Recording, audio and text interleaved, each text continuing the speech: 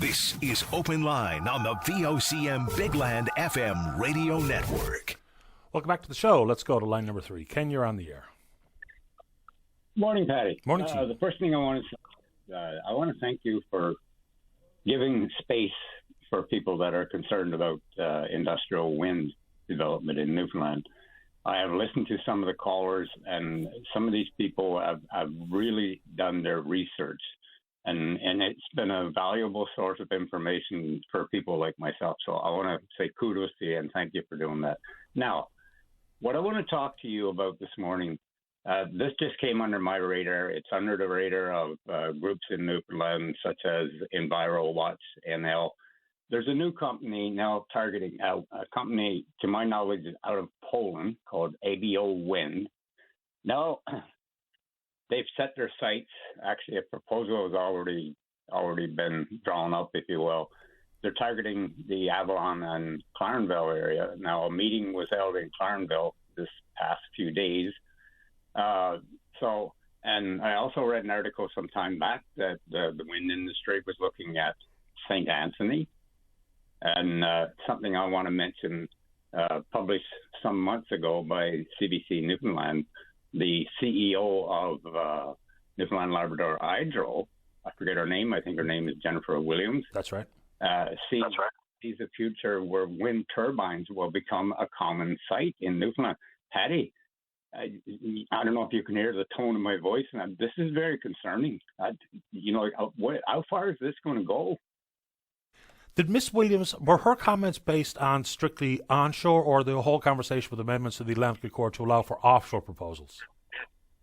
That I'm not sure about. It's been some time since I read the article, but to me it was a bit of it was kind of a strange statement, especially coming from Newfoundland Labrador Hydro. Now I realize she's not representing the entire company. That was basically just their opinion, but to come out and say that she figures that the industrial wind turbines will be a common sight in Newfoundland. Like how far is this going to go? I moved back from Alberta 5 years ago. Okay, and of course I'm trying to retire here and in the rest of my days there. Honestly, do I want to be, if I travel, say if I want to go back to Alberta for a visit and I'm traveling along, say the Codroy Valley, do I want to see a bunch of wind turbines all over that area or Clarenville or wherever? Like, when is this all going to end? Yeah, well, it's interesting that Hydro would have any sort of stance on these proposals for a few reasons. We have no real idea what the interaction between the wind energy will be with the public grid and how much energy they need from us and how much they're going to be selling it back to us. We don't have any idea about how that relationship works. We have no idea about the costs, and nor do we have any idea how many of these proposals are actually going to get off the ground. So for Hydro to have a stance on this is interesting in and of itself. Secondly, we've gone well down the road of not necessarily outward and overt approvals, but all these MOUs being signed and talking about the potential outside of Germany, which of course we've already got a formal MOU in place. So it's pretty interesting when the process has the real feel of the cart being in front of the horse. I watched the press release by the Energy Andrew. I forget his name now, but anyway. Andrew Parsons is the Minister of Energy, Industry and Technology. Yep. Okay, so in that, he talked about the potential for jobs and whatnot. But one thing he stated was that, and he was talking about World Energy GH2, is that there'll be no subsidies. Now, let's track back a couple of weeks with a guaranteed loan of $128 million for a project that's not yet been approved. Like, what's going on? I've also heard that the Newfoundland government are going to match that loan. I don't know. Well, a couple of things. The $128 million line of credit is a federal issue. It's not a provincial number. I have not heard the province backtrack on their commitment that there would be no provincial monies, because that would be a major problem. It's just like when they invest in things like aquaculture. You cannot have the regulator be directly involved with an equity position and or a loan out there. I mean, this happens in various industries. We just talked about, this morning that we've loaned Kruger some $117 million, of which they haven't made a payment on in a couple of years. So I have not heard that the province is going to get involved with that. And, we can say there's no public investment, which is simply true on the provincial side, because remember, outside of the $128 million line of credit, there's upwards of 40% of a tax break available if they qualify with the whatever the definition of green is.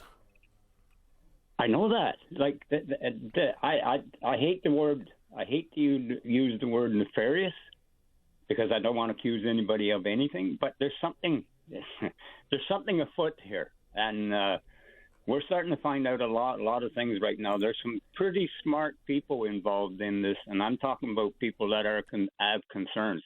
Patty, I've heard stories that people have tried to make comments on the World Energy GH2 Facebook page, and they're hiding their comments, or even worse, banning them completely from the page, from being able to, like, okay, what's the word? Dissenting voice? Like, what's this about? I don't know. I can't speak to it because I've never been on their Facebook page, to be honest with you. I don't do that type of social media monitoring the way I used to.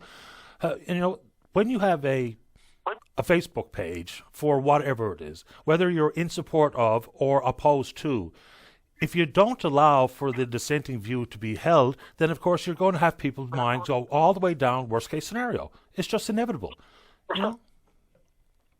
Yes, I mean, like I run some Facebook groups myself, and I'm not going to shut down the voice of somebody that opposes what I'm saying or disagrees with what I'm saying.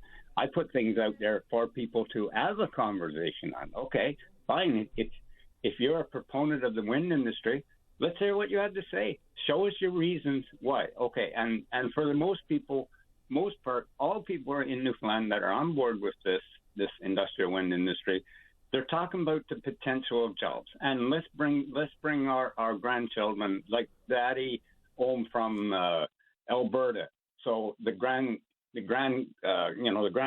can watch their kids being raised and stuff like that.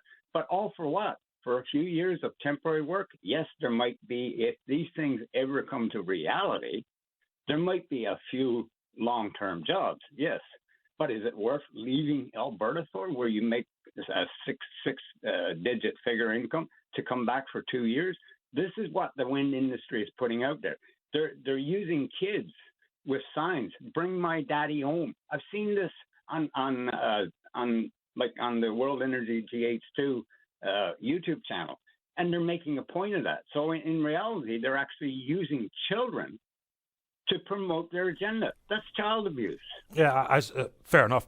I wonder how, like, for instance, with other industry, we haven't seen this type of pushback, have we? Because people are still clamoring for more oil, an expansion of the oil industry. People are clamoring and being bullish and optimistic about critical minerals and mining expansion, which comes with a significant environmental impact and a significant environmental footprint, but we don't really hear that kind of reaction.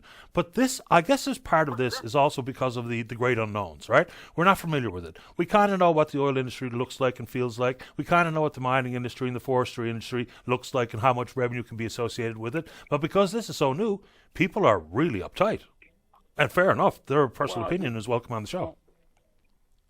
Yeah. I mean, I don't even want to get into topics like infrasound and stuff like that. I don't even want to, or how it's going to disrupt the like, say, if people use well water as their water source, they drill. There's things down there. Once they start, if they start blasting, there's a very delicate balance down there, and I'm sure you've heard of it. I know I'm talking to the choir. And once these things start getting ripped apart, there is no going back. Mother Nature, or God Almighty, whatever, is not going to be able to repair. It's going to take generations to repair the damage that's been done.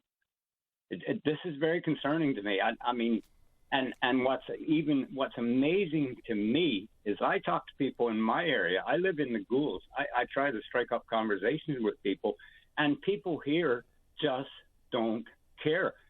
It seems to me the damage has to be done before people in Newfoundland start to care. No, I'm not saying there aren't any groups already concerned. There are. There's a lot of groups already concerned right now about wind industry coming to Newfoundland.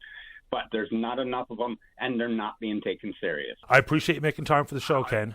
Well, once again, Patty, thank you for the voice that you're allowing people that are concerned to have a voice. I have to give you a thumbs up for this. I really do, man. Thank you so much. You have a great day. The same to you. Thanks for the call. All right, take care, Ken.